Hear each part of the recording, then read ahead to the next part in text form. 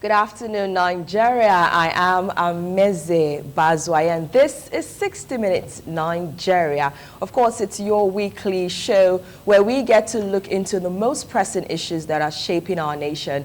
Today's edition is one of urgent concern. It's a story that has shaken the financial confidence of many Nigerians across the country. Now, in recent years, the digital financial space in Nigeria has exploded with various platforms promising financial freedom, fast returns, and of course, digital empowerment. One of such platforms, called CBEX, marketed itself as a cryptocurrency exchange and investment hub. It offered up to 100% returns within a month. And thousands of Nigerians, youths, civil servants, traders, and even some professionals were introduced to it through its massive online campaigns, its attractive bonuses, and some testimonies of early investors that actually cashed out big. But that digital dream, or paradise as the case may be, has suddenly turned into a nightmare.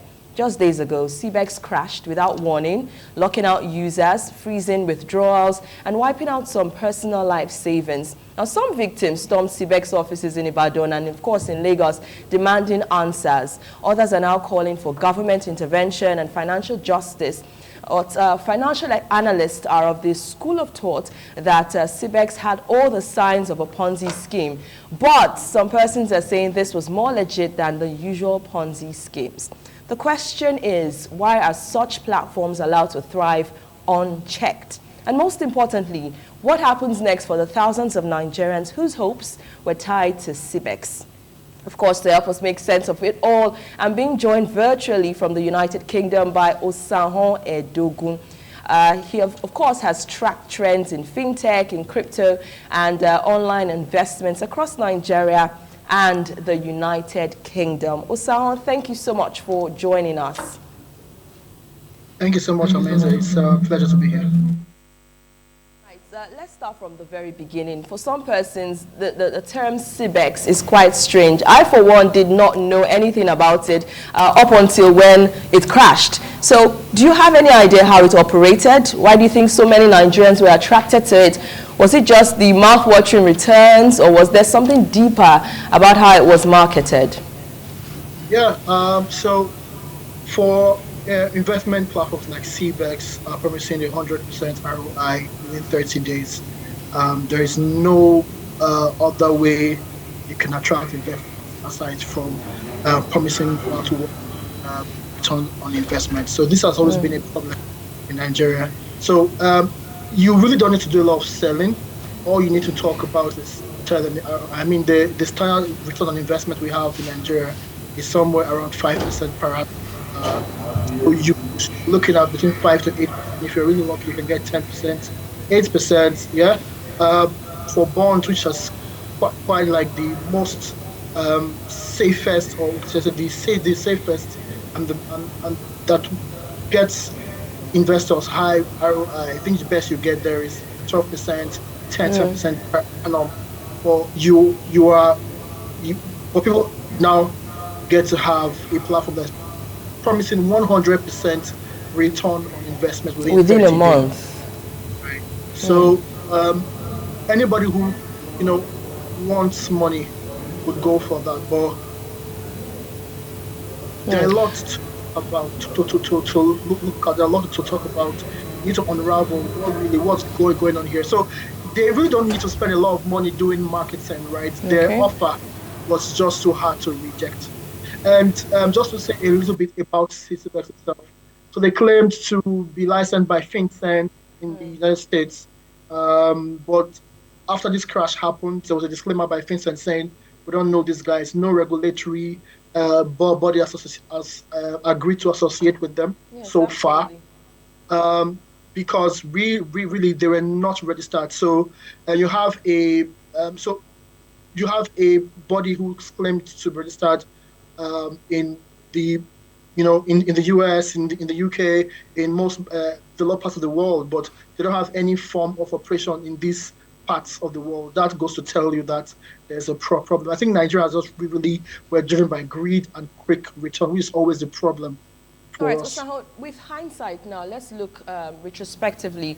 Were there any red flags that we as Nigerians or even some regulators should have actually seen earlier? Did CBEX show signs of trouble before the crash?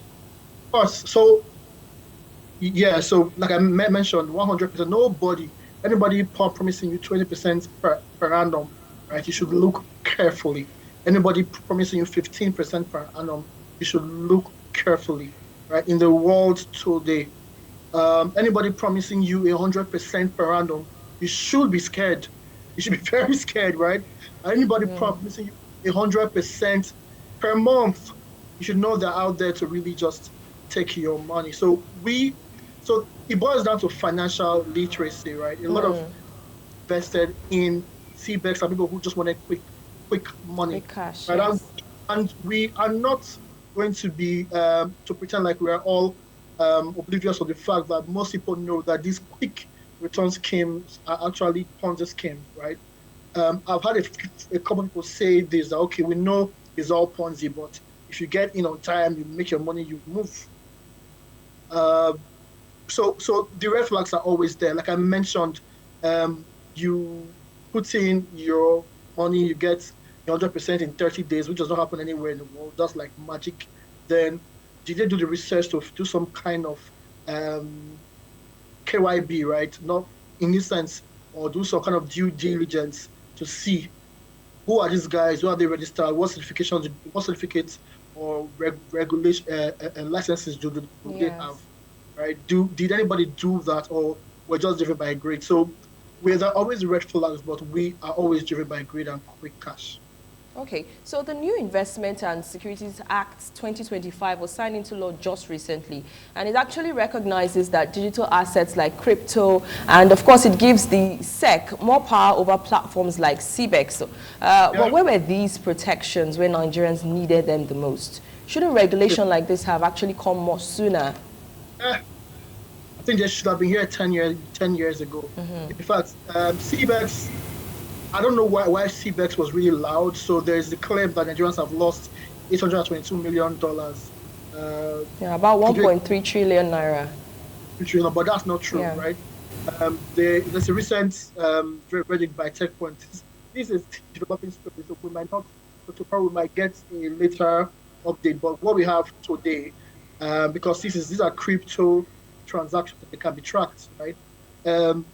TechPoint Africa, right, one of the media houses, has come up to say that it's what they've been able to discover that CBEX have withdrawn. It's about $6.1 million, right? So I said that to say that there are a lot of transactions like this going on every day, right? We'll go back to MMM, we'll go back to there was the MBA Forex one. MBA Forex had different you know clones that look like MBA Forex back then, right? So there's a lot of businesses, so there are a lot of platforms. People say, okay, invest, you invest, say there'll be an AI that will be trading for you. That's the kind of form that CBEX had, right?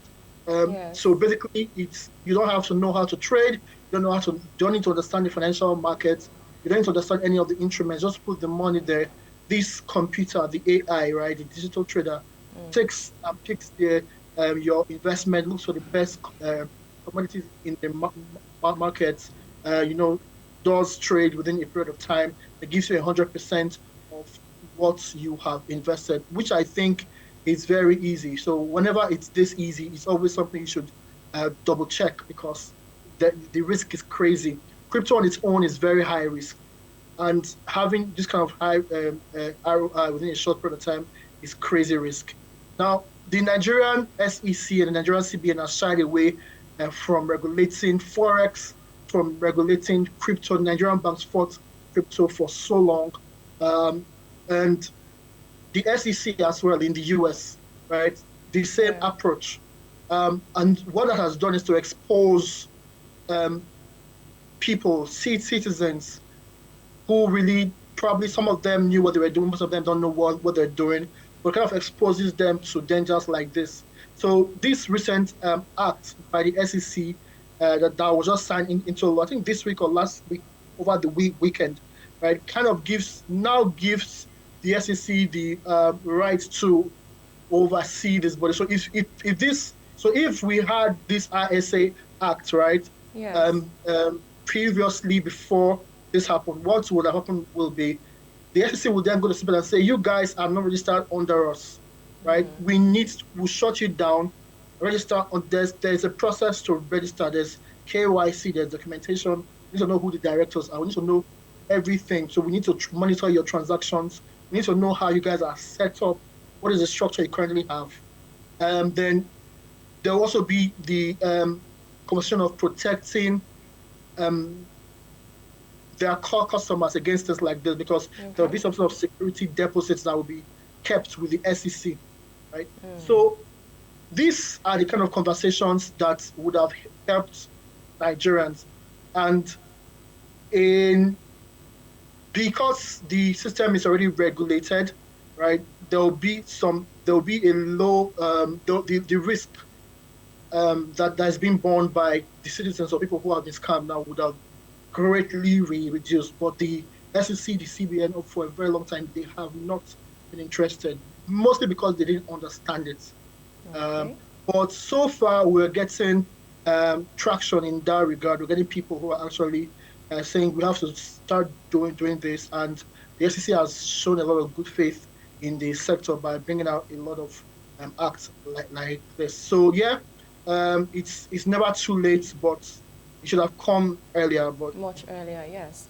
All right, I don't know. I think that seems to be the case in Nigeria. They wait until everything has crashed, a lot of things have happened, everything has gone downhill before they now start acting.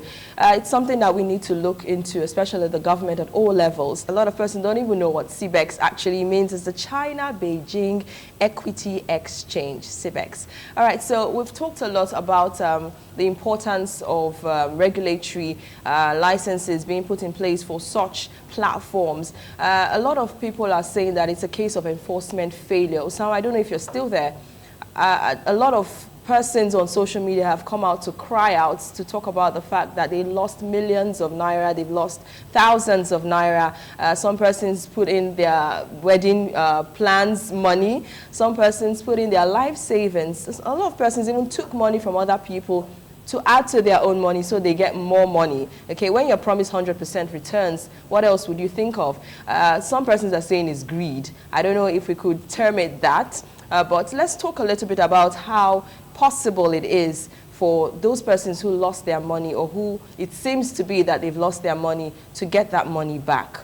Do you think there's any respite for them?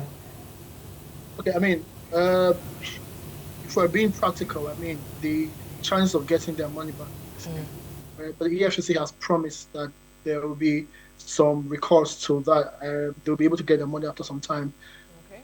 But we're not sure how the monies will be gotten, and how, because it's crypto, except they have the private keys, or except they're able to actually capture the people. So from the update that we got this morning, the EFCC is working with a number of international security organizations to ensure that the actors are captured. You know, working with Interpol and some of the international criminal organizations. But are we able to actually see them refund the money? And even if the monies are refunds to the Nigerian government, what is the process? How are we able to, get the monies back? So would use another. So there's a case of an investment failure or the failure of a crypto exchange in the US that happened a few years back. FTX. I had a few crypto held in that account. It was nothing really significant. I was lucky enough to move most of my funds out before the crash happened.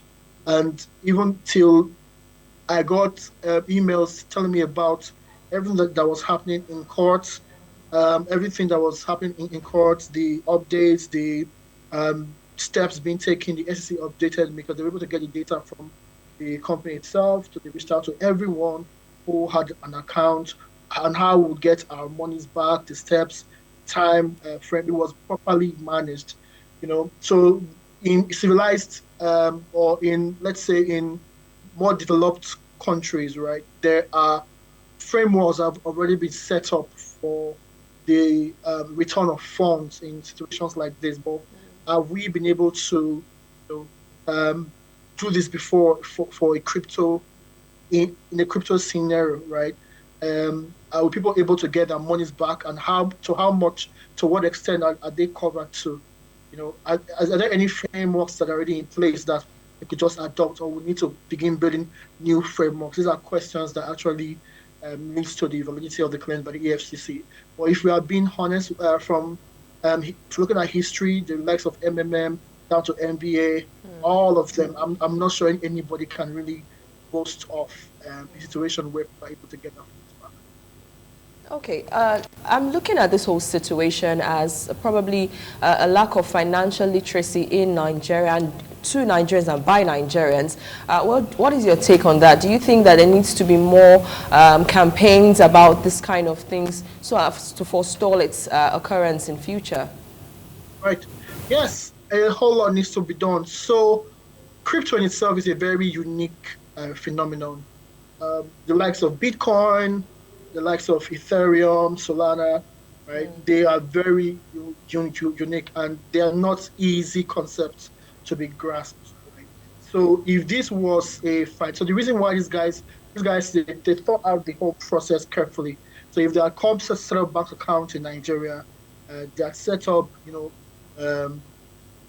if they are setting up even using the US dollar as the means of deposits for the investment of the naira, it should have been easier for the government or the CBN, the SEC, or whoever the governing body who's taking this up to handle, because it should be easy to put up court orders to freeze these bank accounts, then halt all the transactions that are going on where funds have been moved out of the accounts. You're able to trace who moved these funds and where these funds were moved to, even if you are using any current currency.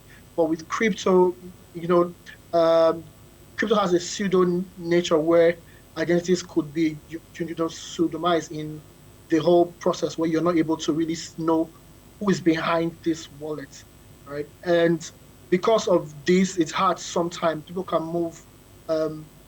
move assets like these crypto people have invested, then they move it into different wallets. So where we have bank accounts for fiat like Naira and the US dollar, right? These crypto assets like Bitcoin, the USDT, the USDC, they have wallets that are sent to, so they could be hidden. So anybody who is dealing with doing investments with this kind of setup should know the risk. So most people who did those investments, they are not aware of the risk. So they feel like, okay, we're sending the money. So if they knew that somehow, if anything happens, their monies are gone, right, they would be more careful. Most definitely. Yes. So crypto in itself, investment in itself, aside crypto now, it's not well taught, and it's not well. People do not understand how investments work. Even as far back as 2 years ago, 3 years, 5 years ago, people were still doing investment that was promising 15% ROI within a short period of time. So whatever is high risk, whatever is high yield is high risk. People need to understand that. Then who is responsible for this? It is the actors within the industry. So the regulators, the leaders like the investment banks, the investment platforms, the people who are actually doing business in this sector are the ones who is responsible for ensuring people understand what they're doing. The banks, right? Because you really want to ensure that your industry is safe. You want to increase investor confidence, and you want to increase investor what's it called, knowledge, so that there's lower risk in terms of people, so that the market you are playing in is not plagued with regulatory instability, right? So these are people who are to ensure that these trainings occur. Also, we also need to understand that the concept of crypto itself has not been taught properly, even within the investment world. So we have a number of people, we have a set of people who are like the older generation, who probably are the regulators in this current context, who have not fully grasped it, right? Then we have some people who are looking to make quick returns, who are retail investors within the crypto space. So these people are mostly the Web3 people. A lot of them kind of understand it now. They know it's high yield, high returns, right? So you see already established crypto exchanges putting disclaimers, indemnifying themselves from when you sign into the app to say, if you're not ready to lose all your investment, please do not invest, right? They let you know. Most standard crypto apps or most crypto platforms, once you go and you want to begin training, they take you through a series of brief education, like a course that tells you, okay, what do you understand by crypto? Crypto is a platform that helps me double my money. They give you a few objective quick questions. If you pass showing knowledge about crypto, at that point, you're allowed to go in to use the app. So they'll let you know at that point that crypto is actually high risk. They let you know at that point that you may lose all the monies that you invest, right? If you're not ready to lose all the monies you're investing, do not. So those disclaimers kind of help them when people lose their monies and they're trying to get it back. They let you know that we told you and you kind of indemnified us that they risk.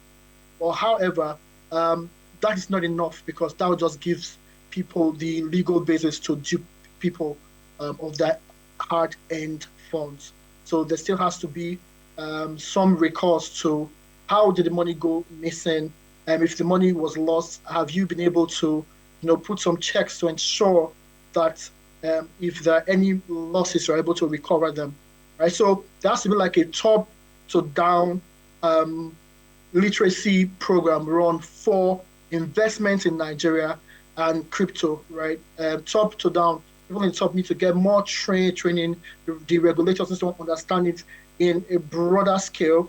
Then down, it has to go down to the retail investors and the not so literate ones who think they can double their monies, right? They need to understand what it really is. But I feel like if we give it 2 years and there's another CBEX, Nigerians are going to jump on it. I think the quest or the zeal to get money is what is driving a lot of Nigerians these days. You talked about the fact that some cryptocurrency pages or platforms would actually give you a template to go through to check if you would be comfortable with their terms and conditions. I'm looking at a lot of Nigerians as just scrolling through it and actually clicking agree without actually reading what that platform is telling or asking of them. But anyways, this is where we'll call it a wrap on this segment of the program 60 Minutes Nigeria. Thank you so much, Osanho Edogun, for being here. And of course, for giving us your insight into the CBEX crash, as well as other digital platforms. We do hope to have you some other time on the show. Thank you very much. It was a pleasure speaking.